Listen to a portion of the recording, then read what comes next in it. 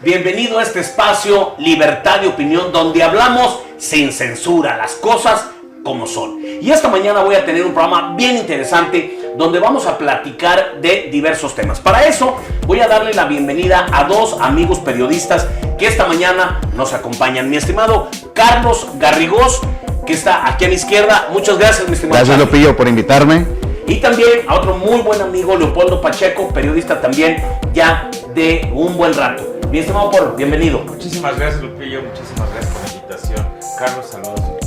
Entonces, bueno, los invité para platicar básicamente de dos temas. El primero, vamos a hacer un análisis en este primer bloque sobre qué significa que Mónica Rangel ya está libre, ya devolvió 22 millones de pesos, ya salió y ya está libre. Vamos a ver qué significa esta parte y luego vamos a desarrollar el tema, porque en el Congreso del Estado se creó la supuesta comisión que va a atender a los periodistas. Vamos a analizar lo que han vivido como periodistas, las agresiones, las amenazas, las presiones, insisto, todo lo que hemos vivido durante nuestra época como periodistas, cada quien en su ramo, y lo que también nos va a platicar Carlos Garrigós, también lo vamos a desarrollar más adelante. ¿Cómo se cubre la nota roja? ¿Se ha preguntado usted realmente qué hay detrás de una cobertura de un periodista, detrás de la nota roja? ¿Usted cree que es fácil y más en estos tiempos? Bueno, todo eso lo vamos a platicar. ¿Qué retos tenemos realmente en el periodismo? ¿Cuánta presión hay para sacar la verdad? Y pues todo lo que tenemos que hacer también como sociedad para respaldar el periodismo. Con esto empezamos el día de hoy en Libertad de Opinión. Y bueno, pues arrancamos con todo, mi estimado Polo. ¿Cómo ve usted, qué lectura le deja esta sorpresiva salida de Mónica Rangel, exsecretaria de Salud, que permaneció unos días detenida, no propiamente en la cárcel, y que el fiscal general José Luis Contreras nos diga, bueno, pues es que ya devolvió 22 millones, con eso reparó el daño por el cual fue acusada, y pues que el día de hoy esté ya sin ningún cargo? Pues la verdad, a mí lo primero que me salta, sobre todo, pues yo creo que a muchos ciudadanos, a muchos potosinos, es el hecho de que reconoces que efectivamente que tiene los 22 millones para pagarlos, ¿no? Porque pues yo no puedo pensar que de un día para otro, bueno, pues diga, pues me los prestó mi tío, me los prestaron los amigos, hizo una cooperacha entre los cuates, ¿no? Como dicen por ahí, y que de ahí, bueno, pues se juntó para resarcir lo que marca la ley y el daño. Y que de ahí, bueno, pues precisamente el gobernador pues hiciera un pronunciamiento donde él se dice sorprendido de que pues por primera vez fuera de esa manera, ¿no? Yo creo que a muchos lo sorprendió el hecho de decir, bueno, sí, ya, ahí está. O sea, soy culpable, ahí está la lana. Y entonces, ¿qué marca la ley? Pues porque finalmente yo creo que las reformas al Código Penal y sobre todo lo que se ha venido trabajando en ese sentido, es ya no tener a la gente en la cárcel. Finalmente ya la política, sobre todo, bueno, pues las instrucciones son a despresurizar los centros penitenciarios, y entonces aquella persona que pueda resarcir el daño, pues ya no tiene que permanecer en prisión. Y en esa lógica, y vamos, ese fue el argumento más importante que expresa el propio fiscal general, al decir, bueno, pues si la señora paga, pues la señora puede salir libre, ¿no? Y esa es la circunstancia, esa es la situación. Pero yo creo que lo que más llama la atención, y sobre todo yo creo que lo que no hay que perder de vista, es que finalmente sí se cometió el delito. Sí se cometió el delito, sí se tomó el dinero que de esa manera, sí hubo esa irregularidad, y eso no puede perderse de vista, ¿no?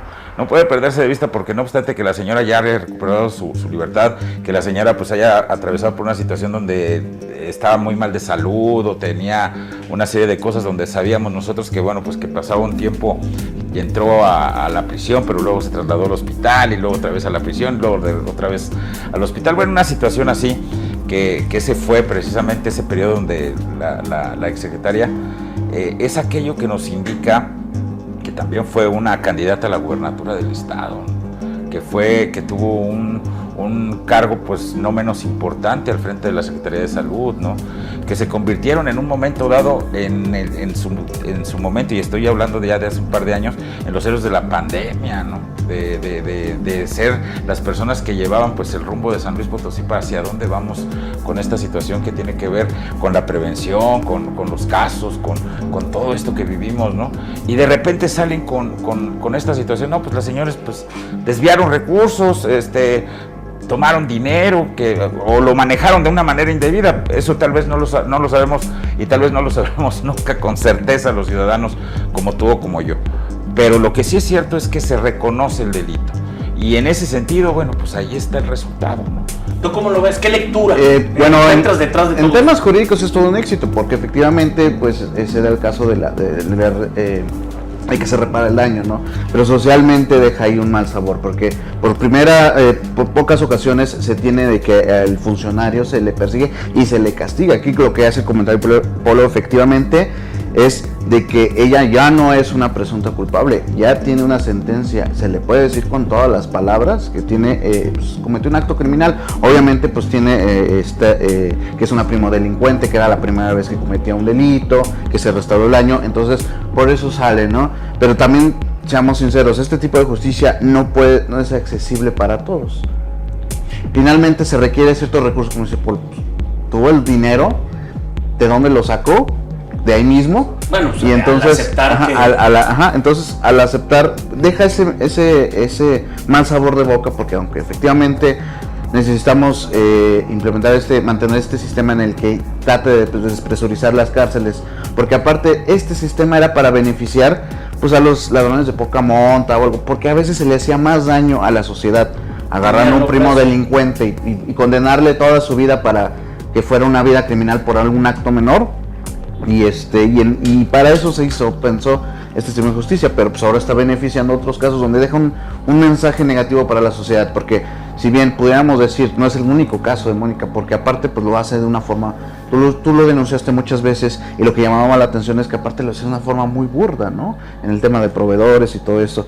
Entonces deja el mal sabor, porque si bien se hace la persecución, a lo mejor por un tema político uno pudiera pensar, también se le permite por un tema político, por un arreglo, ¿no?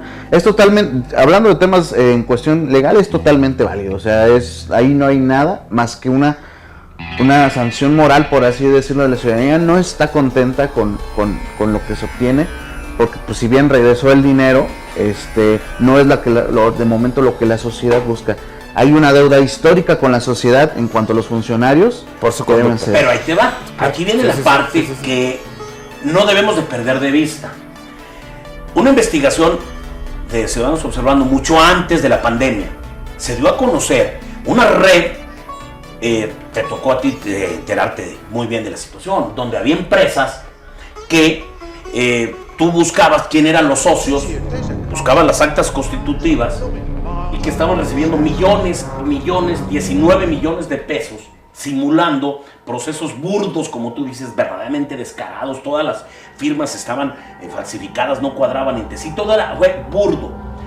Ibas y buscabas a los supuestos socios, ¿no? Los que estaban creando la empresa. Pues casi se faltaban. Cuando les mostrabas el acta constitutiva, era gente que ignoraba, estaban registrados en un acta constitutiva, y que peor, cuando vaya un proceso jurídico, ellos van a tener que dar la cara, responder, porque ellos son los que aparecen con cuentas fiscales recibiendo millones y millones de pesos. Entonces eso se dio a conocer desde hace mucho tiempo, y no hablábamos de 22 millones, se hablaba de un presunto fraude que llegaba a los 400 millones con empresas fantasmas que ninguna pudimos detectar, ¿no? Y entonces la Auditoría Superior del Estado tiene acumuladas observaciones desde el 2016, año tras año, que nunca se pudieron subsanar. Y entonces el monto es elevadísimo. El mismo mandatario estatal, Ricardo Gallardo, dijo: encontramos irregularidades y un robo en la Secretaría de Salud que llega a los 1,700 millones. Entonces, esa es la parte que no podemos entender, cómo están hablando de 22 millones ya y murió la bronca. Como tú dices, bueno, como era la primera vez que había un acto delincuencial, bueno, devuelve la lana y la ley te permite devolver y salir de la bronca. Pero lo que hemos exigido es que lo que está detrás de todo esto es una red. Es una red, no actúa una persona de manera independiente, porque son procesos. O sea, no dice una persona, ¿sabes qué? Esto lo hago yo y se hace todo solo. Hubo una red de gente y cuando interviene una red, hay dinero que se va a unas cuentas y entonces yo creo que aquí se genera una serie de delitos que pueden abarcar a más personas independientemente de la lana que estás regresando. Por eso esa sensación que tenemos de que, híjole, pues hasta pareciera que hay un arreglo. No estamos conformes. La idea es exigir que se vaya a fondo, que se ataque toda la red, porque pues si no, sí, esos 22 millones yo estoy convencido que no tienen que ver con el daño que realmente hubo durante todo el sexenio. Vamos a un corte y ahora sí vamos a regresar a platicar las amenazas, lo que se vive en el periodismo cuando se quiere decir la verdad.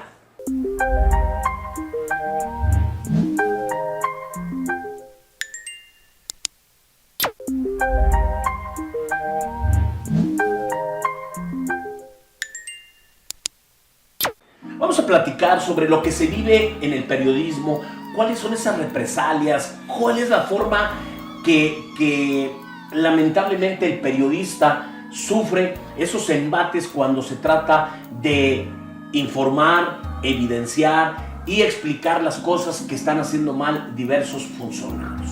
Y para eso, bueno, pues tengo a dos periodistas que nos acompañan esta mañana, mi querido Polo Pacheco y está Carlos Garrigós. Polito, en el transcurso de tu carrera, que llevas pues muchos años, empezaste, te recuerdo muy bien allá en aquellos años en TV Azteca, ya llevas un buen rato, te ha tocado pasar diferentes administraciones federales, estatales y municipales, te ha tocado guerrear con medio mundo, has tenido momentos tensos, has sido reprimido, has sido atacado en ciertos momentos. Y nos gustaría, desde tu punto de vista, que nos platiques durante esta época, en los momentos más duros que te tocó, cómo enfrenta el periodista estos embates, cómo puede salir airoso y cómo vives o cómo percibes actualmente el periodismo en San Luis Potosí y en México. Pues es muy interesante, muy amplia la pregunta, Lupillo, pero efectivamente yo creo, y lo que me ha tocado vivir a mí como periodista, sí ha sido un cambio, sí ha habido una evolución, sí han cambiado las cosas, ha cambiado la forma en la que uno va por la información, cómo la recibe, cómo se interpreta, cómo se proyecta, y no dejas de pisar callos, como dicen por ahí, no deja de ser incómodo para ciertas personas que se digan la verdad, o que se digan, o que se le exponga o se le exhiba ante alguna circunstancia, y siempre va a haber, y yo creo que eso es algo que va a prevalecer en el oficio del periodismo, el hecho de ser incómodos, de ser personajes que no somos tal vez bienvenidos en todos los espacios y en todos los ámbitos, por ejemplo, de la función pública, de la política. Es parte de nuestro caer bien. Y no somos monedita de oro, pues la verdad, esa es la verdad, porque finalmente el trabajo que realiza un periodista pues debe ser ese, ¿no? Esencialmente el cuestionar, el sospechar, el ser incisivo en ciertos temas. Somos debemos ser, porque nos debemos a nadie más que a los ciudadanos que nos leen, a los ciudadanos a los que informamos, a los que tenemos el privilegio de informar, porque ¿Cuál es el momento más difícil que has vivido tú ejerciendo el periodismo? Mira, pues son muchos, pero dada la función pública, a lo mejor el que más me llamó a mí la atención, no por difícil, sino porque resultaba hasta peculiar, vamos a decirlo así. La vez que una diputada me soltó una bofetada en la sesión del Congreso del Estado. Raquel Hurtado. Yo creo que mucha gente, pues sí, se podrá, porque no le importó el himno nacional, la señora Poma y me pega, ¿no? Por una circunstancia en la cual pues estábamos sacando unas fotos, empujé a una de sus parientes y bueno, se hizo ahí una situación ahí complicada porque ya había una animadversión. Pero pues la señora... Luego tenía una hermana trabajando en la fiscalía, era la procuraduría, tenía toda la familia y eran prepotentes a más no poder. Sí, era una situación ahí muy, muy complicada en ese sentido y al momento de ser pues antagónico a esa situación, pues la señora pues tal vez se le hizo fácil. Para mí en eso en lo particular fue así. Pero luego me llegaron a preguntar, inclusive gente de la Organización de las Naciones Unidas, vino alguien, un visitador, para ver si quería yo. Y ya no quise ahondar en eso porque finalmente yo siempre sentí que era parte de mi oficio. Parte de mi oficio. O sea, ya lo dice casi como algo normal. Como algo normal, o sea, bueno, pues finalmente, pues mal para el funcionario que lo hace, ¿no? Que comete la agresión, pero yo voy a seguir haciendo mi trabajo, yo voy a seguir siendo yo. Y ustedes van y vienen, diputados, pero yo voy a seguir, yo voy a permanecer haciendo mi trabajo. Yo voy a seguir haciendo lo que siempre he hecho. Y ustedes van a estar o podrían no estar. Y ya la historia los juzgará, pero yo mi trabajo yo lo voy a seguir haciendo. Y en ese sentido, yo al resto y sobre todo a otros diputados que me decían, bueno, pues habla con la diputada. No, es que ya no importo yo, sino el gremio al que represento, porque el gremio ya tomó como propia la agresión contra lo que ustedes representan. O sea, yo podría decirle, sí, diputada, las paces, no hay problema. Pero ya dejaste un antecedente. Pero la situación trascendió, no, es lo que ustedes representan con respecto a nuestro trabajo y la forma en la que ustedes nos ven a nosotros. Entonces, ya dejó de ser algo particular para convertirse precisamente en una situación de todo lo que representamos en ese sentido. Y te lo comento como un ejemplo en este aspecto que tú preguntas, por el hecho de que a lo mejor un ejemplo, a lo mejor como ese, puede representar mucho de lo que hacemos nosotros, claro. Y lo que hoy en día, pues todos los días enfrentamos como periodistas, como reporteros, ante quienes se incomoda y que reacciona de diferentes formas, agresivas, violentas, amenazantes y hasta ridículas, ¿no? Pero fíjate, ahorita que dices eso, ¿sí? Hay diferentes formas de agredir al periodista. A veces no todo es físico, pero sí, hasta una actitud, mira, por ejemplo, una que llamó mucho la atención y pues a la sociedad dices, oye, ¿qué te pasa? No sucedió con el tipo José Luis Romero Calzada, impuesto a decir majaderías, a faltarle al respeto a la gente. El día previo al debate, una compañera le pregunta, oiga, ¿qué opina de lo del helicóptero que usted está utilizando? Y es un helicóptero que está registrado como una ambulancia, es un helicóptero ambulancia donde el permiso que tiene para moverse es para mover rescate. Para trasplante de órganos. ¿Y cómo lo trae usted en una campaña política? Está rindiendo cuentas y le dice el tipo yo no contesto mamadas. O sea, es una agresión. Tal vez de entrada ya es un respeto a la reportera como mujer. Luego, al gremio decirle eso. Luego después mofarse, mandar a hacer playeras y decir yo no contesto mamadas. Y que el día de hoy, una diputada que es esposa de él, en su momento, trajeron una playera de yo no contesto mamadas y luego que ahora publique tenemos que fortalecer a los medios de comunicación. Eso es el colmo. O sea, es como una... Ese es el colmo. Pero entonces hasta en eso tienen que estar batallando. En el caso tuyo, Carlos... De hecho es una agresión nuevamente, ¿no? O sea, así como manipuló, ya no es tanto un tema personal hacia mí. ¿Por qué? Sino al gremio. Porque por ejemplo, en este caso el funcionario representa un poder del Estado, y el reportero representa un poder ciudadano. Entonces ya no es tanto, por ejemplo, la cachetada que sufrió Polo, sino que el hecho de que quede ahí impune, pues deja un mensaje muy peligroso que puede ser replicado por los funcionarios. Es un mal ejemplo, ¿no? Y, exacto. Entonces, va más allá de un tema como personal. Y esto, bueno, lo que comentas del diputado Romero Calzada y su esposa, pues es una afrenta constante, es una burla. Entonces, pues hasta parece que él así lo hace al momento que sale a decir que van a luchar por el tema de la libertad de expresión, cuando sus actos no son congruentes. Y ¿no? otro acto que sufre el periodista, por ejemplo, en el caso tuyo, que tú manejas un medio, que tú tienes tu medio, todo lo que salga ahí, lo escribas tú, no lo escribas tú, el guamazo y el arponazo va a ir contra ti. Sí, claro. Y luego hay otro tipo de presión, es que muchos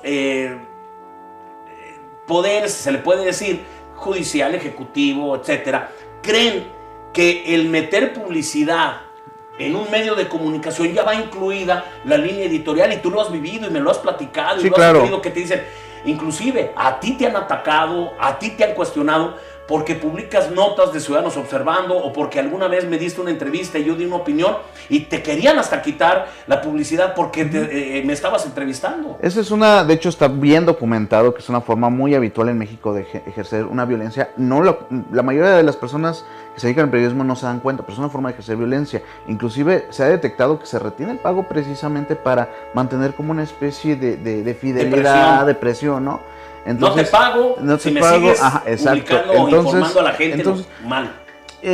Yo tenía un mayor conflicto porque efectivamente la responsabilidad de uno es defender a sus colegas, ¿no? Siempre yo hago la pregunta, a ver, ¿faltó a la verdad? Si faltó a la verdad, entonces yo puedo hablar. No faltó a la verdad, es una percepción, como ahora se le llama, como dice el fiscal, es una percepción. Derecho de réplica. Ganan más ejerciendo su derecho de réplica y a lo mejor incluso evidenciando por si uno comete un error, tiene una falta de percepción. Y no pasa nada. Y no pasa nada. ¿Por qué?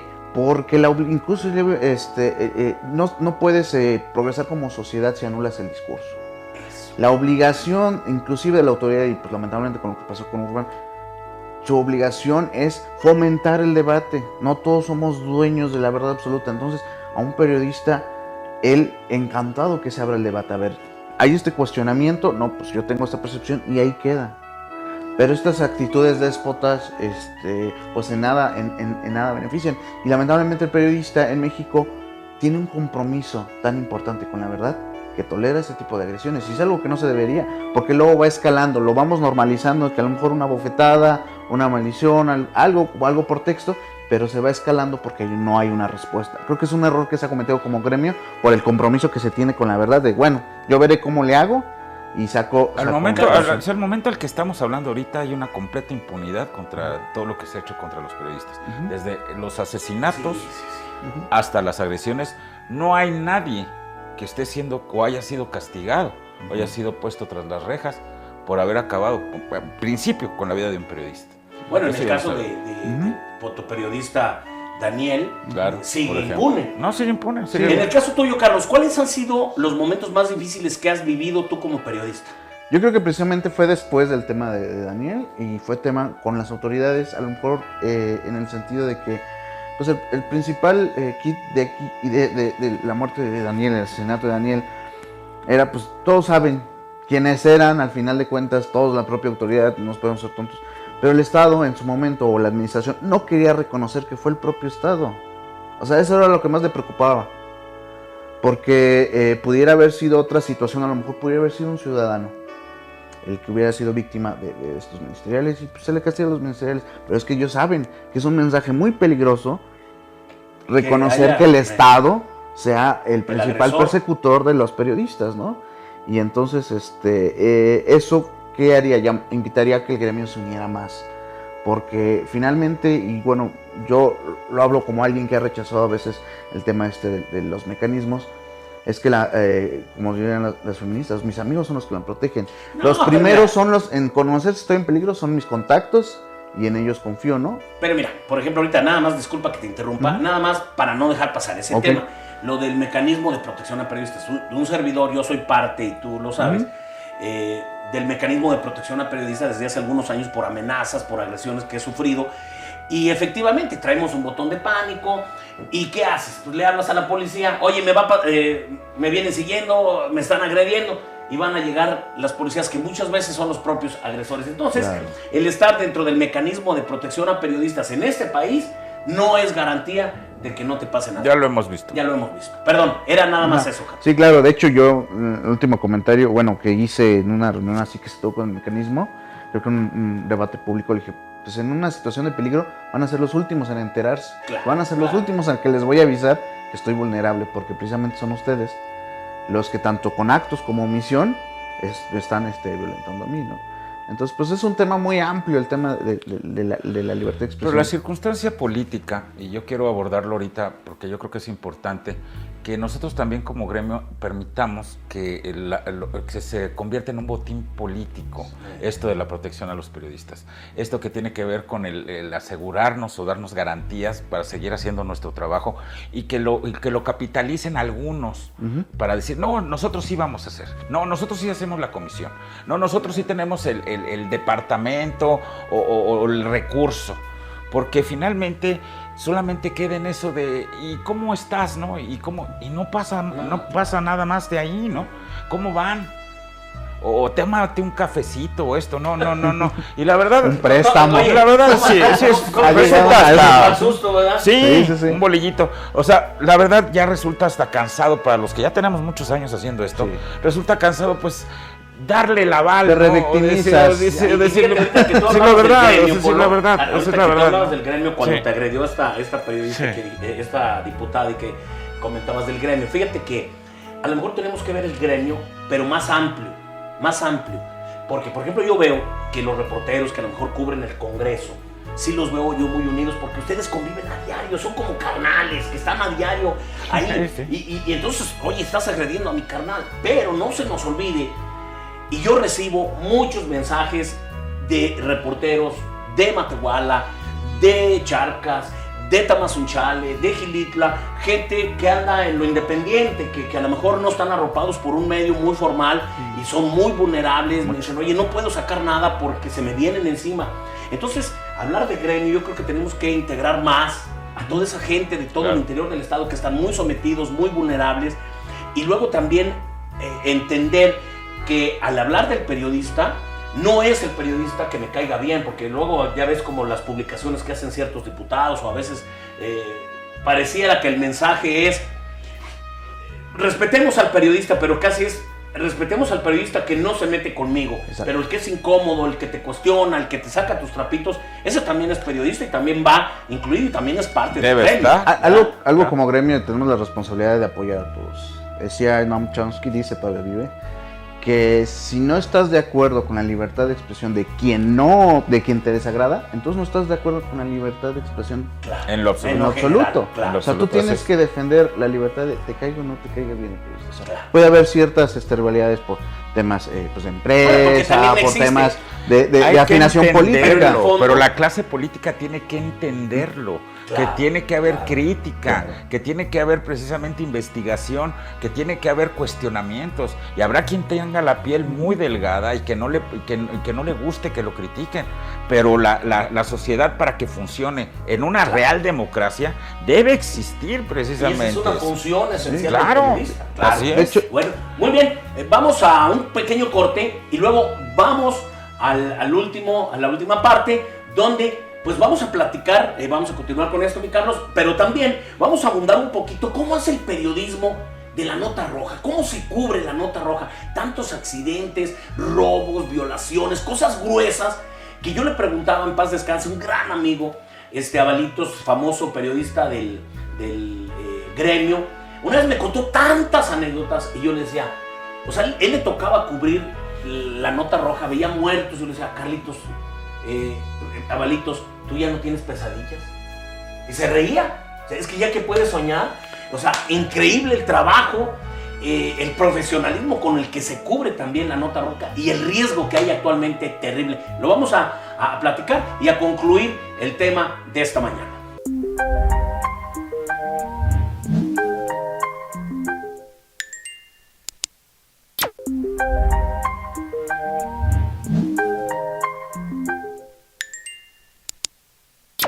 Recuerde, en Libertad de Opinión hablamos las cosas sin censura, y para eso tengo esta mañana de invitados a dos periodistas que hablan las cosas como son, así como las piensan. Mi querido Polo Pacheco y Carlos Garrigos. Estamos platicando sobre las amenazas, de lo que se vive en el periodismo, cuál es la forma en que ha actuado la autoridad en diferentes momentos, cuáles son los retos que tenemos que enfrentar desde este lado y también lo que tienen que hacer las autoridades. Carlos, estabas desarrollando un tema antes de entrar a lo que viene siendo esta nota roja que a ti te ha tocado cubrir, que nos encantaría que nos platicaras. Sí, bueno, yo cuando ya no cubro la nota roja como antes. No, pero platícanos cómo era, cuando qué la te tocó cubrí, vivir, cómo se vive. La verdad fue un corto periodo, pero sí me tocó ver como esta transición de ya hacia lo digital. Y por ejemplo, antes a lo que yo cubría era muy distinto. Yo creo que deberías por invitar a alguien de los que queda, porque es muy interesante. A mí me llenaba de emoción pues cómo se hacía el trabajo. La verdad yo ya lo tenía más fácil, y lo que sí es de que hubo como una especie de cisma cuando llegan las plataformas digitales, porque pues sí, antes habían 2, 3 rotativas que controlaban todo este tema, ¿no? Ahora la información circula de forma muy distinta, porque ya a veces hay una sensación de que hay un exceso de violencia, pero es porque ya no hay antes hay más información. Hay más información. Antes la rotativa pues tenía un limitante de espacio, decía pues tenemos que dejar esto por fuera, y no por temas de editorial, sino porque pues el periódico tiene una serie de páginas, ¿no? Entonces te das cuenta de otra realidad. Ahora, al darte cuenta de otra realidad, la autoridad también, la ciudadanía también. Entonces yo siento que ahí empezó una especie de persecución con estos nuevos periodistas que cubrían la nota roja, porque ahora tenían las herramientas más sencillas para pues pasar al momento, ¿no? Era una competencia de estar en el lugar antes que nadie, pero llegó un momento en el que nos dimos cuenta que era muy inseguro el tema y teníamos que comunicarnos, ¿no? Lo voy a decir así crudamente. Realmente gran parte de las fuentes eran los propios policías. Era lo que te iba a preguntar. La fiscalía lo sabe perfectamente, ¿no? Y las policías están, lo sabemos, inmiscuidas en el crimen. Entonces llamaba la atención de que a veces las fuentes, porque las fuentes son grupos de WhatsApp, de policías o de seguridad y todo eso. Y cuando empezó a llamarme la atención fue cuando yo les llamaba premoniciones. Decían, hay un muerto en tal lugar. Ibas y no estaba. Se equivocaron. Te ibas del lugar y a la media hora, no, ahí está, lo acababan de dejar. Entonces, o sea, se anticipaban. Sí, o sea, ellos ya sabían cuándo lo iban a dejar. Entonces eso te pone a ti como riesgo como periodista, porque luego pueden decir, casi tú lo dejaste, ¿no? No, estás jugando como sabías de vocero, o como están utilizándote como parte. Claro. Pero entonces, lo que son las redes sociales, sí. A ti que te tocó un antes y un después, hoy cambió completamente la forma de reportear todo, sí. Pero la nota roja más, porque inclusive el día de hoy se dice que, bueno, hay ciertos elementos policíacos que tienen hasta un acuerdo con cierto periodista y siempre trae la nota en primera mano, y luego el fiscal se enoja, no el de ahorita, durante muchos años, porque dice, es que esas son evidencias del crimen, son parte son pruebas, y ya las traemos todo el mundo en el WhatsApp. Ahora, también se filtra mucha información, como tú dices, ¿no? Sí, claro. Bueno, no, yo creo que nuestro papel es ese. O sea, finalmente yo creo que nosotros sí tenemos que investigar, sí tenemos que ir más allá, sí tenemos que preguntar, sí tenemos que sacar la foto, y si se nos da el video, pues nos tenemos que sacar el video. Ese es nuestro trabajo, y posiblemente sí. Aunque te lo manden. Es que finalmente yo creo que ahí está el estira y afloja, ¿no? Un poquito de decir, bueno, sabemos que hay ya una nueva ley de justicia donde ya no puedes exhibir ciertas cosas, ya no puedes redactar como se redactaba antes la nota roja, ya no puedes exhibir a los presuntos como antes, que los sacabas en el periódico. Era un negocio, era un negocio, el que entonces, salía borracho y lo agarraban, ¿verdad? Tú podías ver todo eso, ¿no? Y cómo ha ido cambiando finalmente a lo que tenemos ahorita. Antes había una oficina de prensa donde estaban, bueno, pues personajes como tú dices, Ábalos, el Halcón, o estaban, bueno, pues todos, el Dandy, ¿no? El Dandy, todos, que son personajes de la nota roja de antaño, de aquellos años, donde, bueno, pues ellos se juntaban ¿cuál era la dinámica? Pues iban a dar la vuelta y averiguaciones previas, platicaban con el director de averiguaciones previas, te pasaban el parte nada más eran 2 renglones, y de ahí a echarle levadura. Porque así era, echarle levadura. Y sacabas verdaderas historias de todo eso. Es algo bien interesante, imagínate, una escena de un crimen. Sí. Es muy diferente que ahora te manden el video y las fotos a que tú como periodista vayas y cuestiones y saques conclusiones. Sí, y estás bien, estás porque no me cuadra, ¿no? Y acá sí, y fíjate una cosa, como dices tú, de eso de las pesadillas, mira, es dependiendo cómo te involucres tú en la nota roja, porque para ti muchas veces puede ser como periodista, y la verdad está mal a lo mejor que uno lo diga de manera tan cruda, pero ves a la persona, el cadáver y eso, y hasta ahí queda, ¿no? Pues una persona, un cadáver que, bueno, bajo ciertas circunstancias, y vas y tú lo interpretas. O sea, sabes marcar la línea, ¿no? Pero cuando te metes más allá, conoces a familia, conoces que es una persona que es papá, madre, hermano, hijo, tío, de alguien, que es una persona a la cual van a extrañar, o sea, ya entra una ya situación cambia, ¿no? de tipo humano, ¿no? Donde finalmente también esto que tiene que ver con la nota roja juega mucho un papel, ¿no? Y con este ingrediente que tiene que ver con la delincuencia organizada, con toda esta situación tan violenta que estamos viviendo hoy en día en nuestro país, pues por supuesto esto se convierte en una vorágine tremenda, ¿no? Que tiene que ver precisamente con la información y sobre todo la que se transmite en el momento, que lo vemos hoy en día en las redes sociales. También. Sí, es algo complicado porque, por ejemplo, en la nota roja, pues tú buscas la información, la noticia es la muerte de una persona por lo general, ¿no? Pero, como dice Polo, pues es luego difícil darle esa imagen humana para tratar de no desensibilizar, desnaturalizar a las personas de que, un cadáver más. No, representa una persona, pero luego está este dilema ético de qué tanto tengo que hablar de la víctima, ¿no? Y ahora, bueno, ya con estas restricciones que existen en nuestro país en el tema de protección para no revictimizar, yo considero que esas nuevas normativas existen no porque la mayoría de las personas, el periodista, busque revictimizar. Eso se da como una respuesta porque es precisamente el Estado el principal revictimizador. Entonces hace algunos parches que luego en la práctica pues no pueden encajar al 100%, ¿no? Yo, la experiencia que he tenido cuando llego al lugar, no sabes, ni siquiera los policías saben qué pasó, solo saben que hay 2 personas fallecidas, un herido, ni quién vino ni tanto. Sí he tenido que hacer en ese momento pues algún uso de lo que yo estudié para preguntar a las personas, pero las personas tú te tendrías que identificar quiénes realmente saben y quiénes no. Las personas que luego van y te quieren contar el chisme ni saben qué pasó. No tienen ni idea. Pero las que veas más serias, desinformación, sí. Ahora tienes que tener la confianza de lo que ellos te van a decir, porque eso sí, los periodistas tenemos la ventaja de que nos protege la ley en el término de que no podemos revelar nuestras fuentes. Entonces que ellos tengan la seguridad y la confianza contigo de que te van a decir, porque a veces son datos tan simples, pero que ellos sienten que les puede generar problemas, principalmente porque los puedan llamar a juicio, ¿no? De que ellos vieron como que fue un carro, como testigo que fue un carro tal, que fueron tantas personas. Entonces es un tema complicado, sin manejar el tema de la nota roja. Ahora hay nuevos periodismos, hay por ejemplo, si ya se involucran más, porque también era una fuente que era muy dominada por los hombres, ahora se involucran más las mujeres, claro. Y ya tienen una perspectiva de género de cómo se debe manejar una víctima, ¿no? Hacemos una retrospectiva y efectivamente antes cometíamos muchos errores, bueno, porque antes no existía ni las cadenas de custodia. Exacto. Podías pasar a donde ahí te andabas paseando, o sea, entonces, la verdad. Entonces, sí. Pero gracias a eso, finalmente gracias a que hace 20 años un periodista se metía y hacía lo que quería en la escena y alguien empezó a decir, eso está como que está mal, ¿no?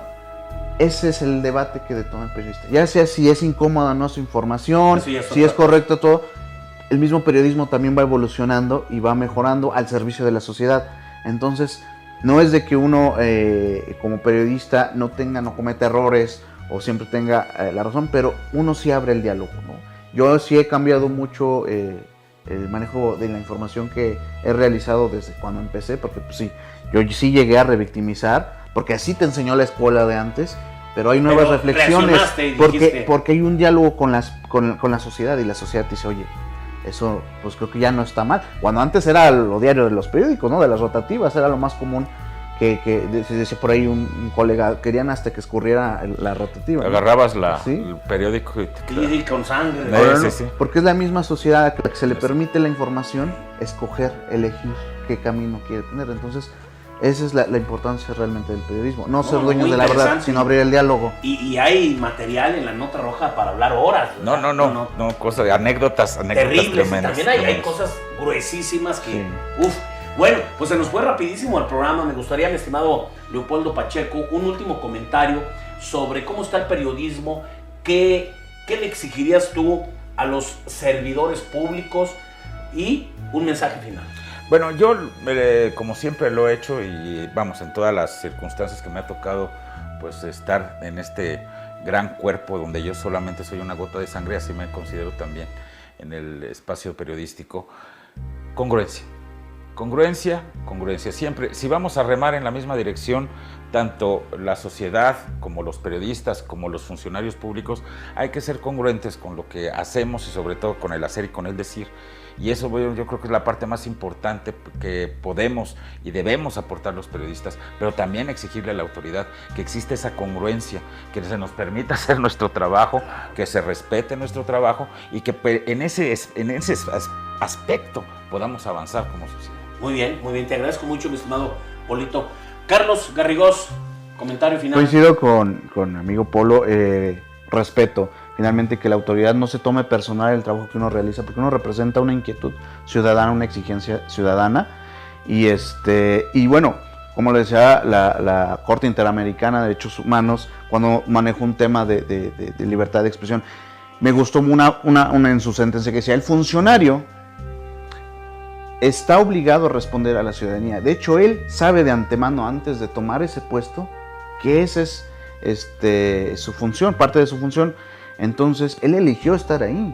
Si no quieren ser cuestionados, renuncien, porque es parte de su obligación. Entonces, coincido, respeto para nuestro trabajo, porque creo que pues uno lo ha mostrado, ¿no?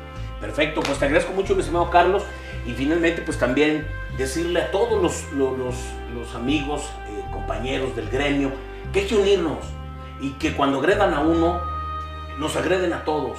Y no hay que olvidarnos de tanto periodista que está alejado en el interior del estado y que están desprotegidos y que ellos también son importantes, ellos también deben alzar la voz y que las autoridades también entiendan lo que es el respeto a la libertad de expresión y a la libertad de prensa. No vamos a ser cómodos, pero también hay gente muy positiva, como dijo Polo, que a veces los hace uno reaccionar con una crítica, con un comentario, y son positivos y dicen: oye, si ya son varias voces las que me están señalando, entonces quiere decir que algo no estoy haciendo bien. Pero lamentablemente hay otros que reaccionan de manera negativa, y los políticos, pues ya sabes, que siempre buscan también una forma de escabullirse y hasta de hacerse las víctimas después de lo rata que son. Bueno, nos vemos el próximo miércoles aquí a las 9 de la mañana en Libertad de Opinión, donde hablamos las cosas sin censura.